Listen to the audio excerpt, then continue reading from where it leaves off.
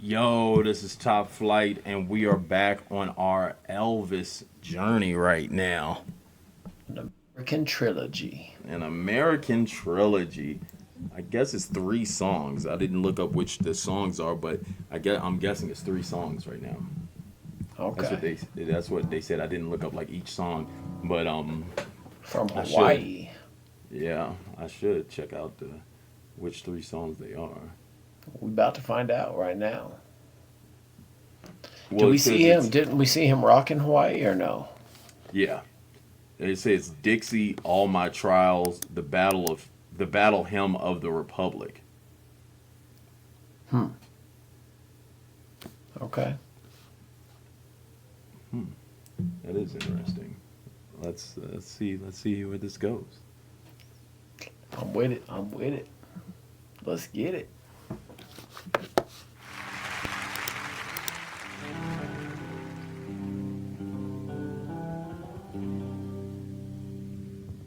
Oh, I wish I was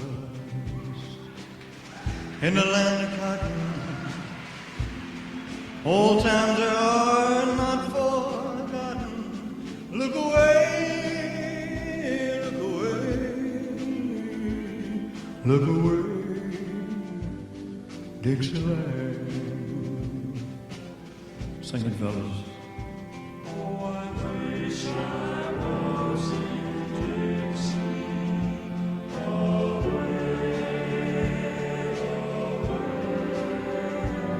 in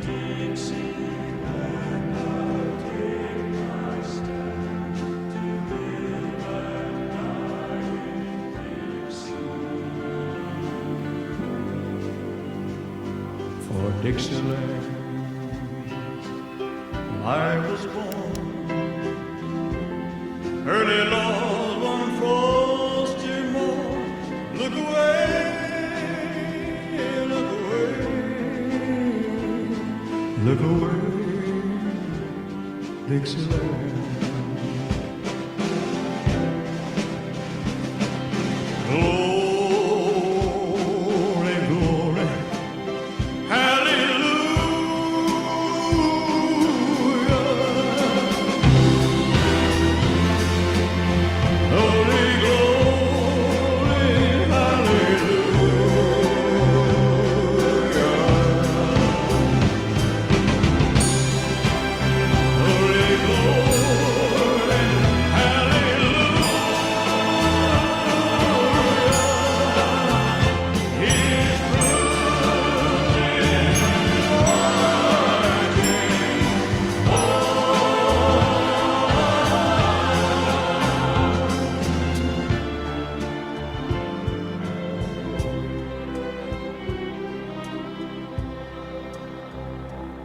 So hush, little baby, don't you cry.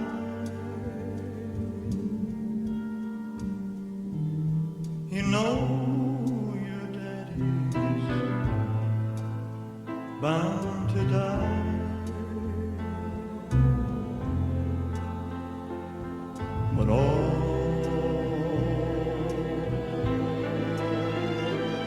my trials, Lord, soon be over.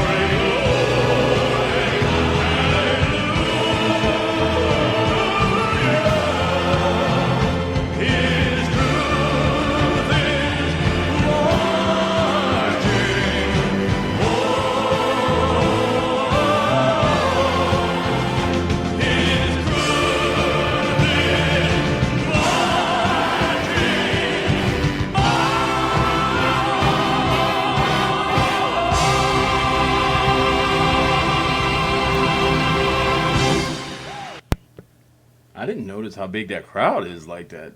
That's like stadium, Yeah. In Everything is Hawaii. haunting with him, It's almost like. Is that a cover or is that something he did? Yeah, they're covers, but they're different pieces. So So he okay, just took so 3 I'll pieces. yeah, I like because I know Glory Glory, but it says the song serves as an emotional and historical tapestry representing the complexities of the American experience. It deliberately brings together opposing narratives of American history to make a poignant statement about division, sorrow, and ultimate redemption. So Dixie represents the nostalgia, cultural roots, and the deeply ingrained pain and division of the American South. All My Trials weaves, I think that's Glory, Glory, Hallelujah, weaves in the perspective of black suffering, enduring hardships, and the desperate search for peace and justice.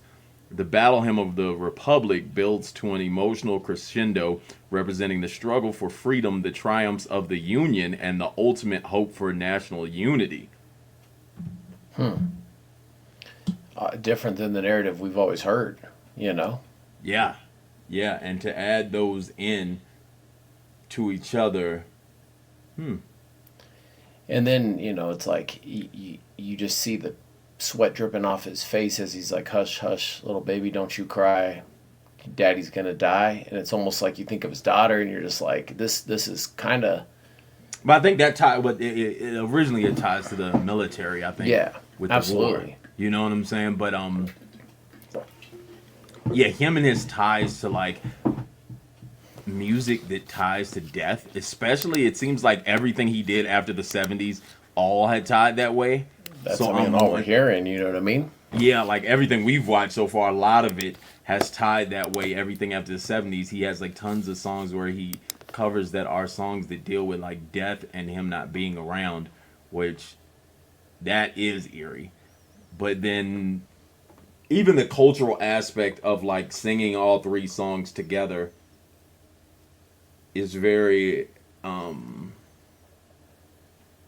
intentional, you think? well, it of course is intentional, but I'm wondering like when people select songs to perform, you know what I'm saying? Like when you go through that as an artist and you select things and you create those, like you go like, oh, well, I want to do this or I want to do these pieces right here.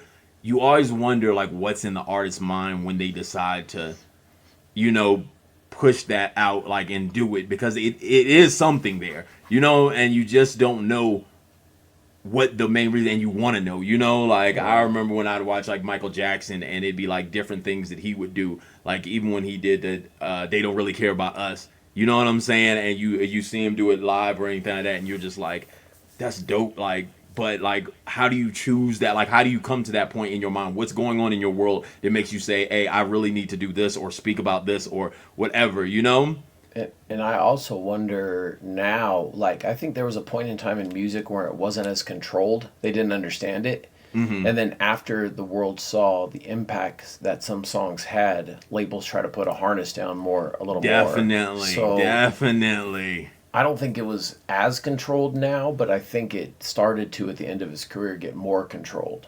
It's from what He's probably one of the people that forced the control, because if you start seeing how much influence he has, you almost have to, like, if he is going a route of, like, let's say unity, like world unity, and let's say he's doing this for the performance of like, hey, I want everyone to be together. I want everybody, like, I want to cut like the color barriers. If he did go for that angle right there, then that's one of the reasons music becomes like what it is when they start like stopping people from speaking. Because what's also interesting is if he did have a positive impact on things at that time, you still can be labeled a bad guy later on just from, you know what I mean? Very well could be. Like, and I think that happens more for celebrities than it does for anything else. Like, there could be celebrities with great intentions who do impact. Because it's like my great-great-grandpa was the great John Brown, who was like an abolitionist who got hung by the government for helping with the Underground Railroad. But story hasn't changed. but he wasn't anything but that. You know what I mean? But when you're a celebrity, it's like you have a whole lot of other scenarios that I assume. Like, we just don't know history at all. Everything could be a lie. But you know what I mean? Like, Yeah, we only know what people tell us, and that's what's funny. Like when I see people like do your history, and then almost 90% of history is wrong because it's been lied or been changed. So you almost have to do your own studies, like per person, and understand the people and why they do it. Versus because I hear people always say that, and I'm like, well, you do your history because half the stuff people teach is wrong. So it's like, and we find it out, and then everyone acts like, oh, well, you know, like all that weird stuff. So it's like one of those things that whoever controls the narrative, when I say, like, if you don't control your own narrative, somebody else will. And that's exactly what has happened. So then you can't ever really tell what the 100% truth of why someone did it or what they did, or can you tell if it was actually genuine or not, because you get caught into this world that it's like, why, like, what is this, like, for instance, you just said this. The media will totally make you seem horrible to some people because you may have been trying to do good. And now it's debated even with Michael Jackson, because you see they dropped that the trial thing right after his movie drops and is the biggest Netflix. I haven't watched it. I haven't watched it either, but it's like inside that he got acquitted from the situation. In that, you will still drop something like this. To try to keep a narrative alive. Whether it's true or not, I don't know him personally. I don't know anything. So then inside that, you see what happens with that. So then you never know what is like, even like the Elvis scenario, whether it's good or bad. It's like, what was the reason people were saying this about him, or why? I think when someone has that much control, it's definitely, they're a threat. And what that threat is, like, is it their family? Because what's the intention? If a guy's dead, the only thing people care about is money. So it's like, or control. You know what I mean? But it's the history. It's the history. Yeah, it's too. the control over history. Because then that inspires. And if it doesn't fit, if it doesn't fit a narrative, because you would say, if anybody's speaking this, like, what would someone say if someone was speaking, if this was actually spoken into today of, let's say it is about unification of people and everything like that, what would he be seen as? Woke?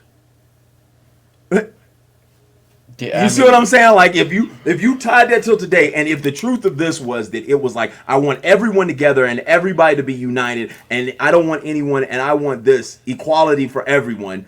If that's the truth that's being spoken today, that would be seen as woke. And it's in different points, there's different names for that. You know what I mean? Yes. And sometimes that's good and sometimes that's bad, depending on where you're at. You know what I mean? Yes. So then it's all like, now you have to question, like, people, but no one's going to say that because they don't want the history to either, if they don't want to fit the narrative they want it to fit, they're going to be like, that's not what it is. And they're going to be mad at that. You know what I'm saying? But then if someone was called, they're going to agree with it. And then they're going to share the narrative how they want to. But it's just an interesting journey. Definitely interesting. It's crazy when you hear something.